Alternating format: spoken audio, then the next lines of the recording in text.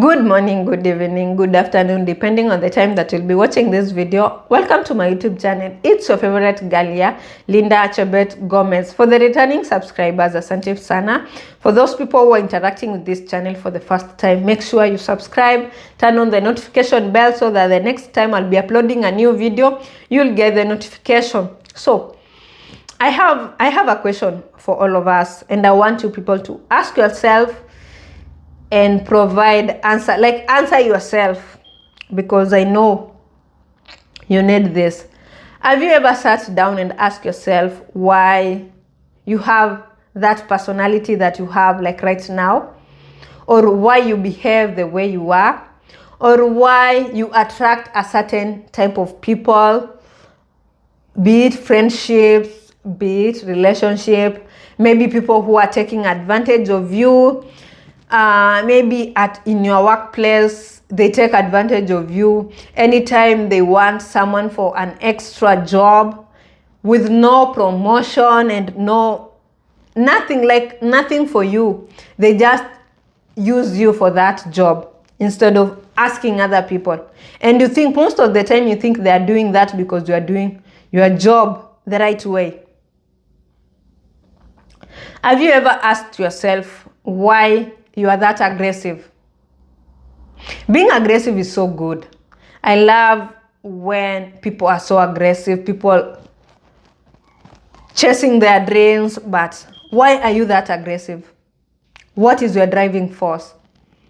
Is it poverty? Is it your upbringing? Is it something that someone said to you? Is it something that you are running away from?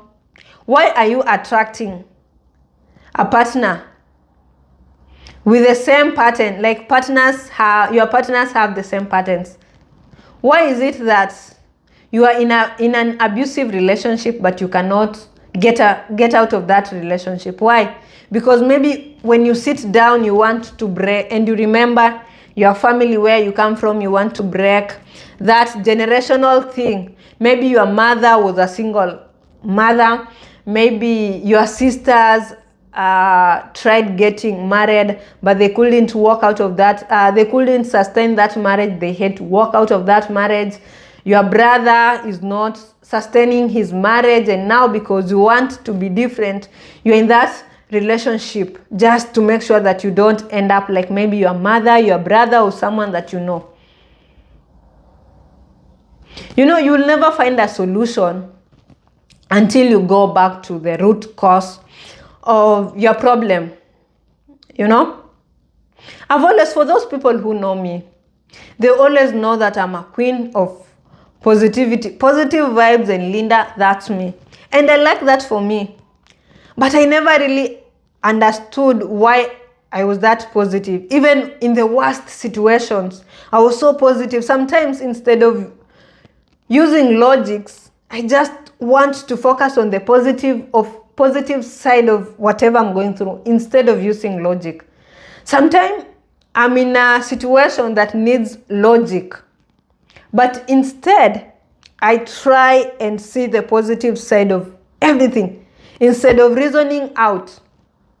I used to be that kind of a person, especially even when it comes to friendship. Like even on social media, when I see someone making a certain negative comments about me or about someone, like I try to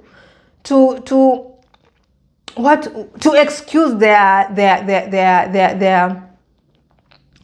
behaviors, because in my mind I'm like, it has nothing to do with me, it is with them. But in reality, if someone has issues with themselves, they should go out and work on themselves and not bring it to me.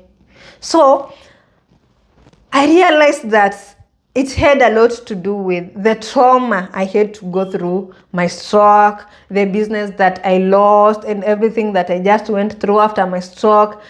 I had to be positive in order to survive in this world. This world is so full of very people who are heartless. They can hurt you and they don't even feel anything. So being positive was a trauma response, and it helped me, and I love that for me.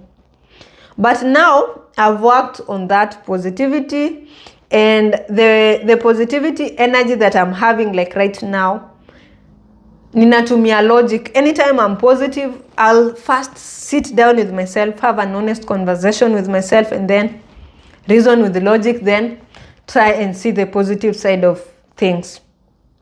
That is just an example of things or of behaviors that I'm now realizing was a trauma response.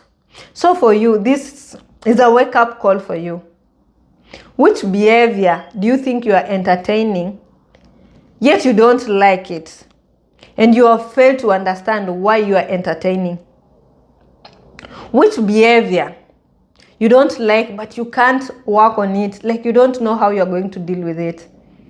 Which things, which personality, which behavior, which characteristics in your life don't you like?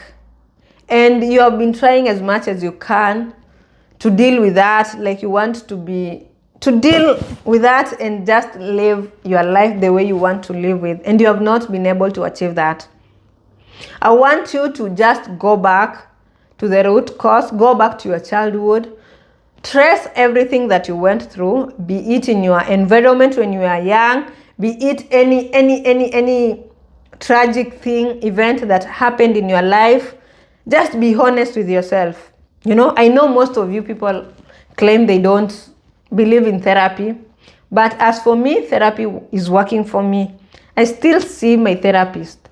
I have a session with her in the morning, and we are doing a follow-up because I've been working on myself and I'm realizing and understanding and appreciating things.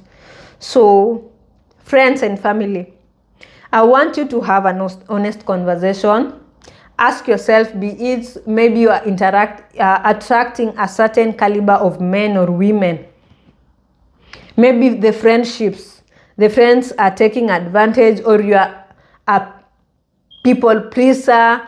People don't take you seriously. You have been trying to work on that, closing that business deal, but in vain. You have been trying to do something, but you have not been able to do.